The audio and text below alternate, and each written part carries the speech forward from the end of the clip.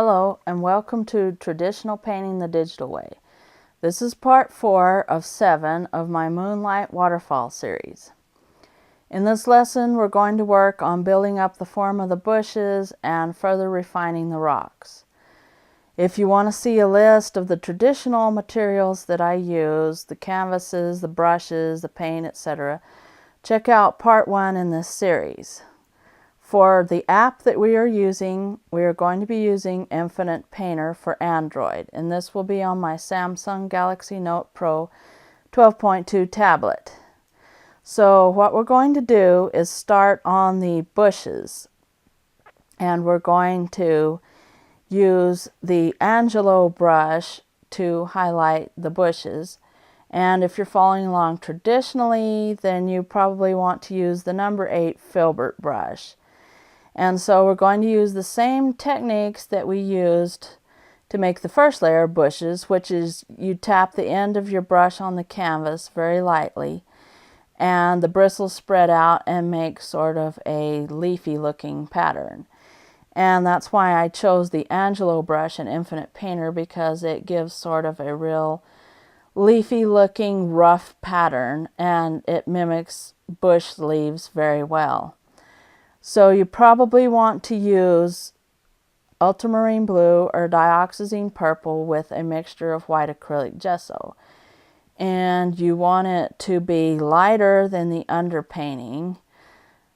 And so just go ahead and tap your brush on the edge of the bushes, and you want to make little bush forms, but don't cover up all the dark again, as I've said, and just go ahead and put it around the rocks, up at the top of the waterfall, and in between, and a little bit between the rocks as well, just to show that the bushes are growing in between the rocks around the waterfall.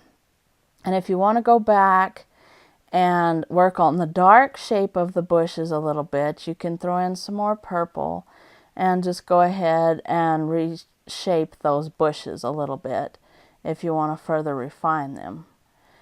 And so the next thing that we want to do is we want to go back to the Vince brush and start working on the rocks. So you want to go ahead and add some white to your purple mixture. And again, you want to not cover up all the layers underneath the rocks.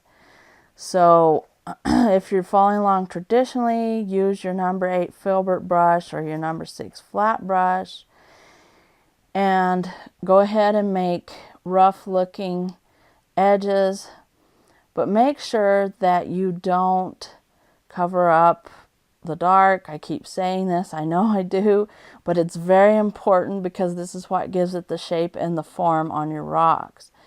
And also, don't make them look all the same. Try to work on individual rocks and give them little individual shapes if you can. And just go ahead and keep at it. I know that working on the rocks can be tedious, but if you want a realistic look, you just have to keep adding layers to these rocks. Keep refining them. Just keep going over them again, and it will eventually give you a very realistic look. Now, if you're trying to do an impressionist look, then you can stop after a few layers. But if you want your painting to be more realism oriented, then this is part of it. You just have to keep going and working on it. So go ahead and refine the rocks. You can make some bigger, some smaller, some flatter, make some look more jagged. Put some highlights on the rocks in the water there, sticking out. They'll be sticking out of the water. And for blending on these rocks, what I do in Infinite Painter is just switch to the blending brush and using the same setting like the Vince brush set on blending.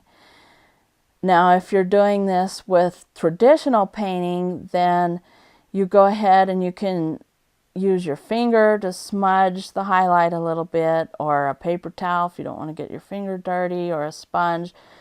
Just something to smudge the highlight in a little bit.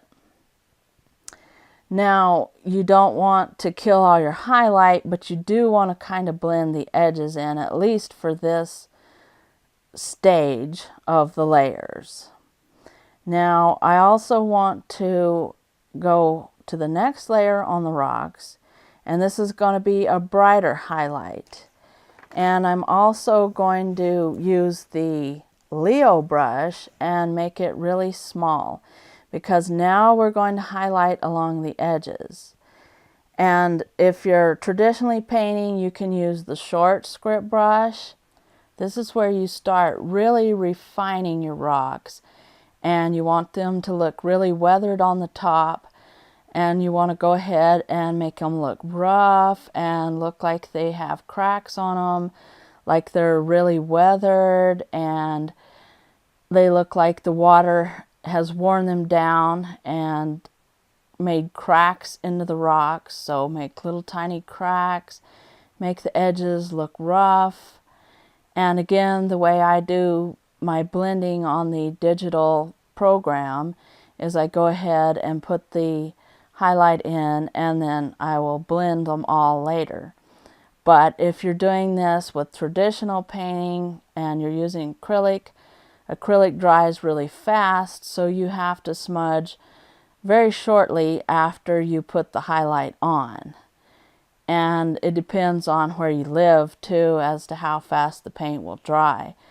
Since I live in New Mexico, which is really dry, the paint dries really fast. If you live in a more humid climate, then you probably have a little bit more time to do this. But go ahead and just continue to put on some more highlights. And again, this won't be the final highlight, but this time we're getting pretty close to the end. We want to probably refine these a little bit more, and indeed I actually did go back and refine these more towards the end, but we're getting pretty close now, and so now we can go ahead and get ready for the next stage of our painting. So this is the end of part 4 of our Moonlight waterfall, and the next stage of our painting in part 5 is going to be putting in the water and showing you how to highlight the waterfall and make it look like an actual splashing waterfall that's running down the rocks. So if you have any questions, just leave them in the comments below. Thanks for watching, and thank you for all your support, and I will catch you later.